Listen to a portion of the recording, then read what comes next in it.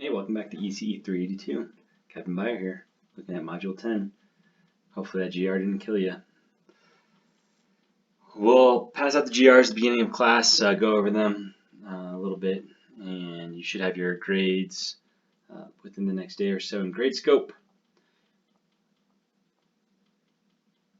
Today we're going to be going into debugging real-time systems. So what this really means is interrupts. And we're going to talk about what interrupts are, how we can use them, and then we're going to actually implement interrupt to read from the bump sensors and the line sensors in our lab. So what is an interrupt? Basically, you can think of it as an automatic transfer of software execution.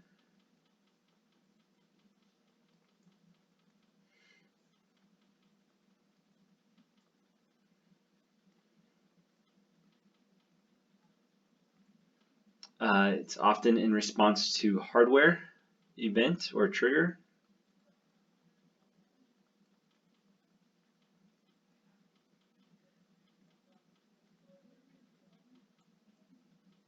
I'm going to make this nice purple pin a little bit thinner.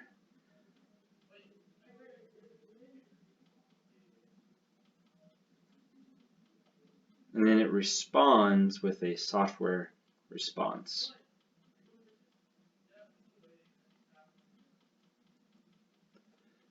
And then the key thing to note is that it's asynchronous, so it's not part of the normal software flow for the current main program.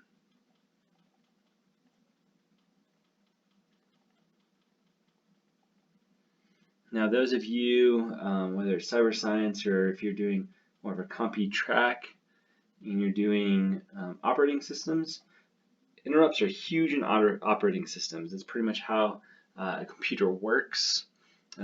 Operating systems in charge of handling interrupts. Interrupts have priority, right? So depending on the priority of the interrupt, it's going to halt what's running, and it's going to go and take care of that interrupt and then come back to what it was doing. So in operating systems, everything from the a key movement or a key press to the mouse movement causes interrupts that then goes through and updates, the display. Something more important is going on. Sometimes you notice lag. So maybe you are trying to open up a new window and it slowly opens up, and then you open up your process manager and you see all those processes. Well, all of those processes are fighting the operating system for time and processing power.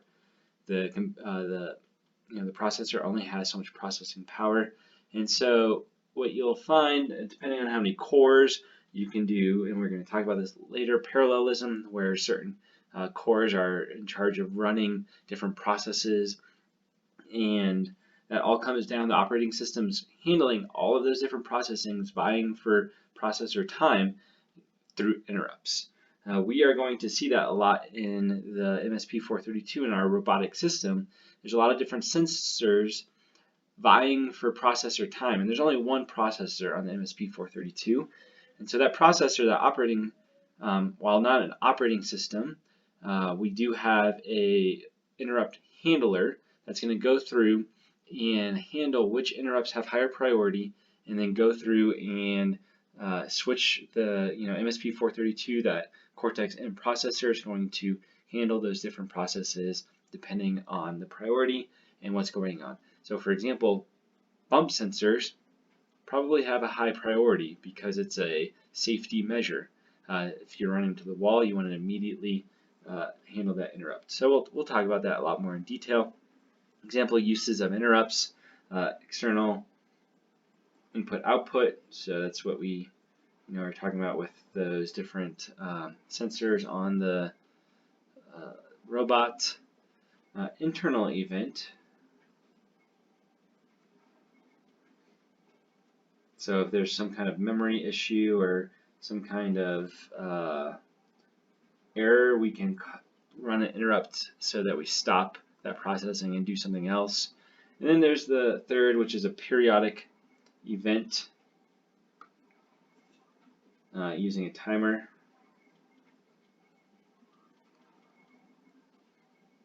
And this is what we're going to start with, is these periodic events. So that means that every certain amount of time, we're going to interrupt the main program and go run some other process. So this isn't what you would use for safety critical systems, because that, time-based, if that time is too long and the safety critical event happens, then it's not going to interrupt in time to handle that appropriately. But this is where we're going to start, and we're going to see that using systic, and then we're going to take our bumps later and have it applied to a different kind of interrupt. So when to interrupt. So hardware needs service. So again, that comes down to, that bump sensor. Maybe if there's new data, and this is where our safety critical devices.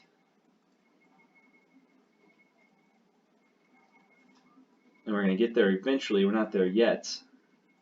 But think about our bump sensors.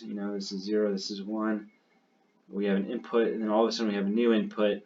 Now maybe we will cause an interrupt because we've ran into a wall, and that's that new input data. Output's idle, so maybe some reason the motors aren't working anymore. We can see some kind of spike in current, then we can maybe cause an interrupt, and then periodically. And that's where we're going to work with today with our systic. Trying this new purple pen, flare up my note taker a little bit. Alright, so why do we use interrupts? Typically, the best reason, or one of the main reasons, is we have complex systems. So, for example, our robot has, motors, bump sensors, distance sensors, line sensors. It's a lot to handle in one process or one main program, and often all of those different loops and dealing with that would get too complex to really handle appropriately. So we use interrupts. Responsiveness to events. This is key to our safety critical systems. We don't want to, run this loop, right? We're going through maybe like a while loop, and at the start of our while loop, we're going to do a bump read. And then we're going to do a whole bunch of other stuff. And then we'll come back and do a bump read. And we're going to do a whole bunch of stuff. And eventually we'll read the bumpers again. Well, that's not good, because what if our bump occurs and we just are right here? Now we're going through and we're not going to see that for a while, and we could damage our motors, we could damage our system. And then the last is infrequent but important events.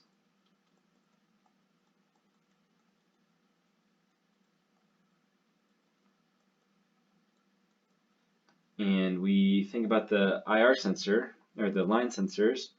What we were doing there is we were activating an LED, waiting 10 microseconds, and then deactivating it, and then reading the value some time later, which I think was about a millisecond. So those are infrequent in the state of 48 megahertz. If you think about 48 megahertz, that's pretty fast. So 1 millisecond is pretty slow, but it's also an important task. So previously I kind of hinted to this idea of parallelism, multiple cores. The idea here is you fork different processes off. So each of these processes are running off a parallel or a different core in the processor. So these are all being processed in parallel. Distributed means you have maybe 2 MSP432s, or 2 different processors. One processor is doing that, and then one is doing this, and then maybe they're communicating over some kind of other system. But what we are doing is concurrent programming, which is we have one processor. We're going to run through our main and go through our body. So that while loop that we've seen in many of the mains, until an interrupt occurs. So whether that's a time-based or a response to event, then we're going to run through this code, and then we're going to return back to our main function. And then next time the interrupt occurs, we're going to stop our main, go through, run through the interrupt again. So the general process of how this works is we run the main program,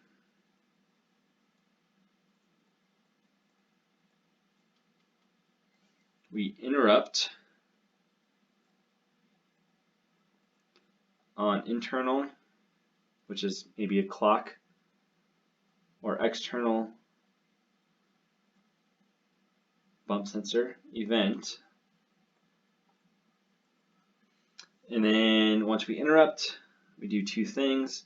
We're going to save our stack, or save our state onto the stack. So this is happening in the background. This is what the processor does. And then it's going to change the program counter to our ISR. ISR stands for interrupt service routine. And this is the function that's called when a interrupt occurs.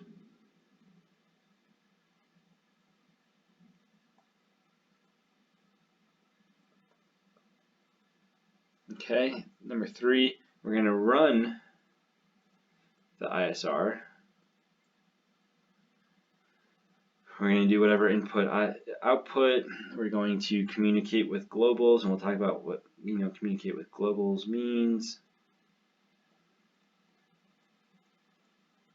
And then we're going to return. And then the last thing we do is we're going to resume the main program.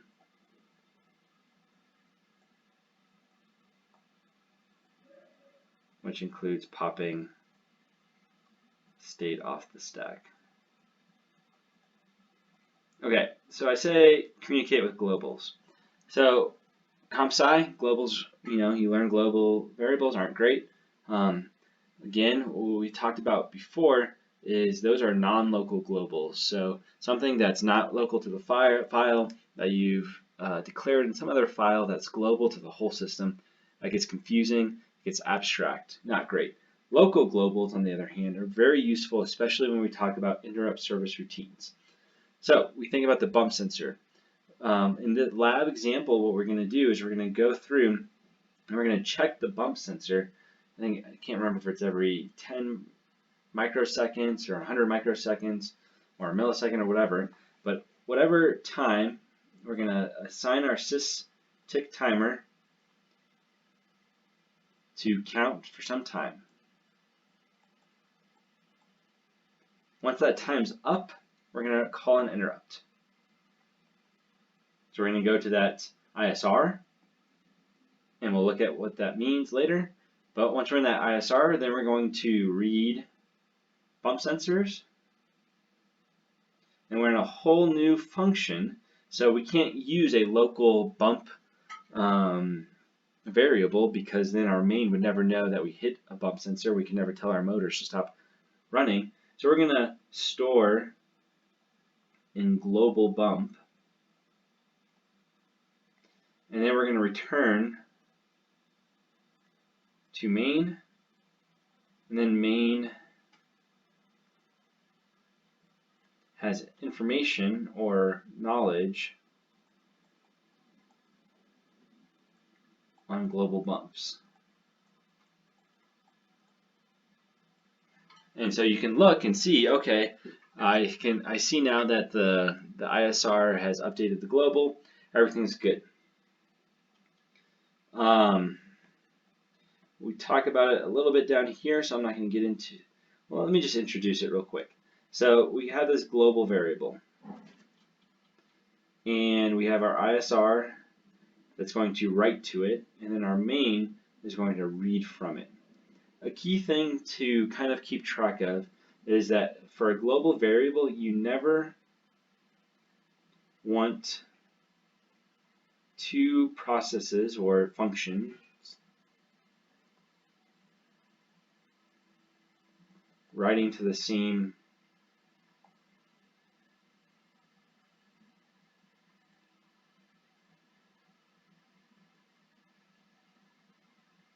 global variable at the same time.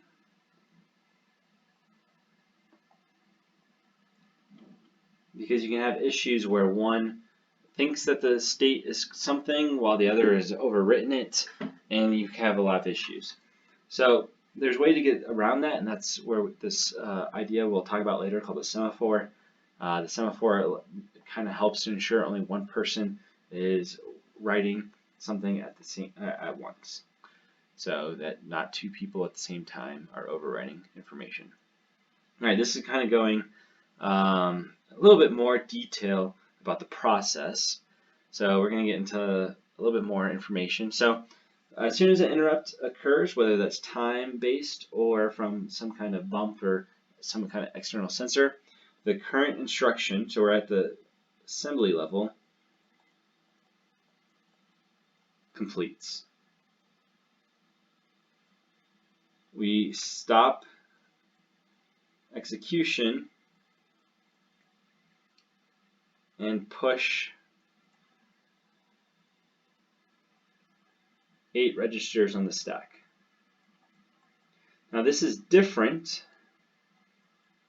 than a function call in that it is an interrupt. So I cannot guarantee, my main cannot guarantee R0, R1, R2, and R3, R12, link register, PC, any of this will be maintained. So it's going to have to push all of these onto the stack. And that comes down to the fact that it's not a function call, so this was not a planned event. So we don't know where we are in that main. I might be just about to read from R0, where I then get grabbed into this new interrupt that then potentially could write over R0. So this is different. This is different than a function call, and you can see it's the pretty much exact opposite registers that we would have pushed if it was a function call. We set the link register to 0x9, which indicates interrupt. So I'm returning from an interrupt.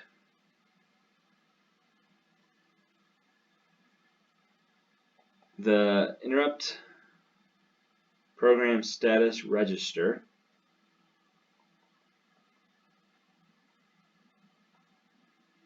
which tells the system which interrupt is getting called, gets set to 15 because that corresponds to sysTick.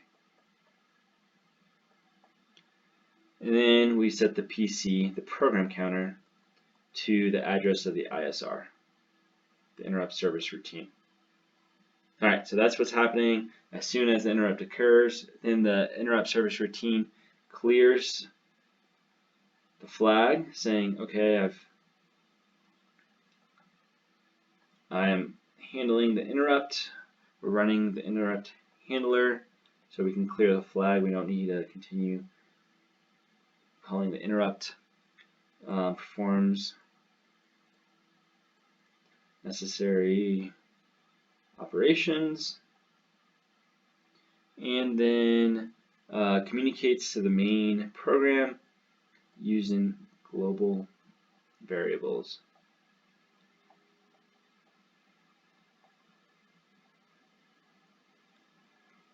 And then we return from the interrupt. We get that information off the stack, and then we pull the 8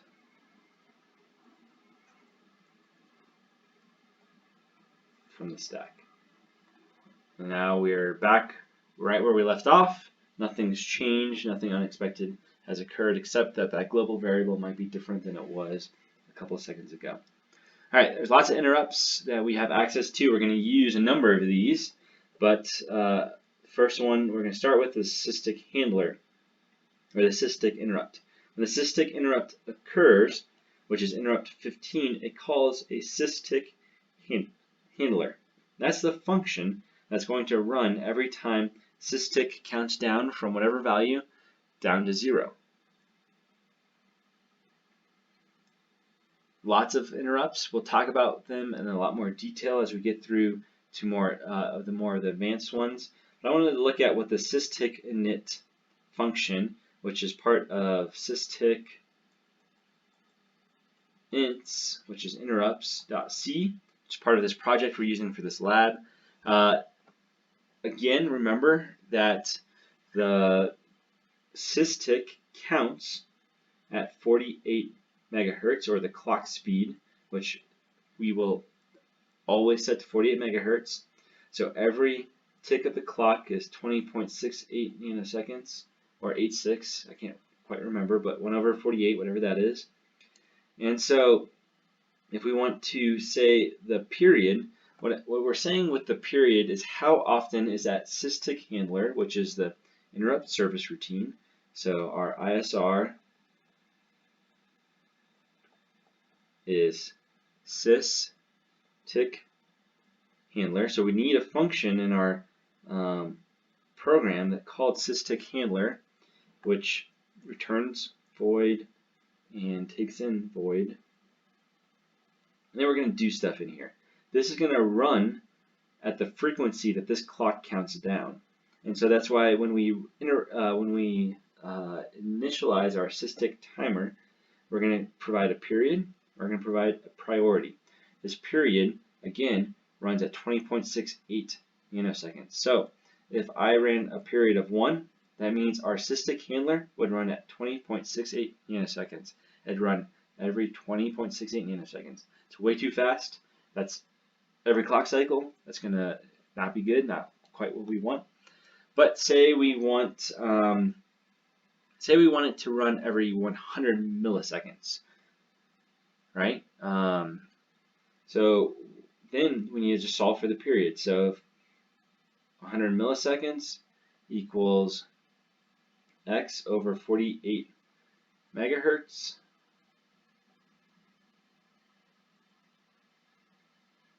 which equals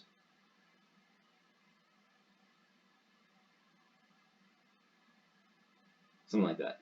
100 times 48 is 6.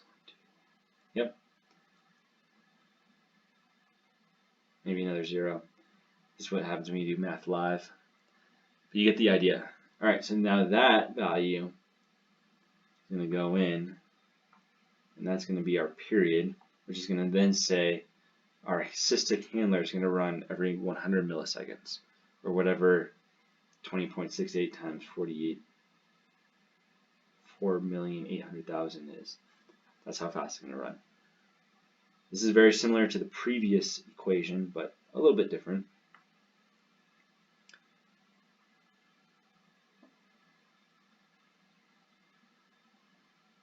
All right, so now let's talk about semaphore.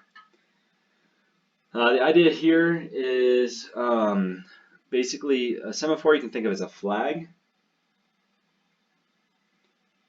Back to purple. One thread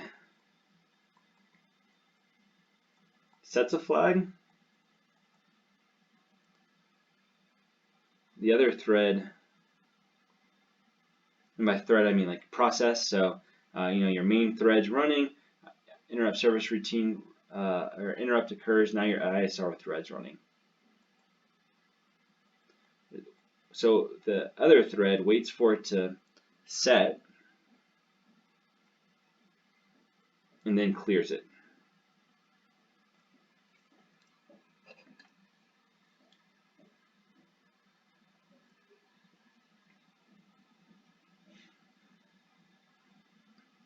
So that's what a semaphore does. A mailbox is a semaphore plus data.